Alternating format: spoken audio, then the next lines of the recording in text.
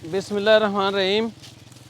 ये जो green head quarter के करीब ये कचरा कुंडी बना हुआ था, आप लोग अक्सर तस्वीरों में देखते थे और कुछ दोस्त मुझे कहते भी थे कि यार इसकी सफाई कर लो, ये बहुत बुरा लगता है।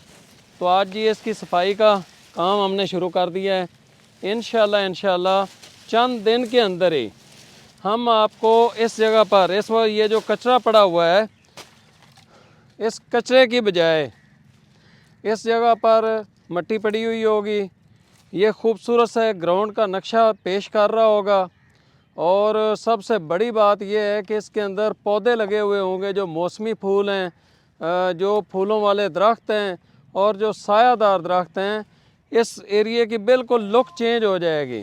तो आप लोग अपनी दुआओं में याद रखें कि इंशाल्लाह हम सिर्फ ग्रीन पाकिस्तान पर काम नहीं कर रहे हैं, बल्कि क्लीन पाकिस्तान पर भी काम कर रहे हैं। मैं पाकिस्तान के अंदर इस टाइम तक सबसे लंबा सफ़र कर चुका हूँ, चाइना बॉर्डर से ग्वादर तक 105 दिन का, जिसमें मैंने पौधे भी लगाए हैं और झीलों आबशारों की सफाई भी की है। तो क्लीन एंड ग्रीन के ऊपर पाकिस्तान के अंदर सबसे ज़्यादा काम करने वाला आपका ये भाई है। अपनी दुआओं में ख़ुसूसी तौर पर याद रखें, ना सिर्फ ये 105 दिन का सफ़र था, बल्कि इससे पहले मैंने 73 दिन का सफ़र किया। उससे पहले मैंने 34 दिन का 3 नेशनल टूर कर चुका हूँ, चाइना बॉर्डर से ग्वादर तक।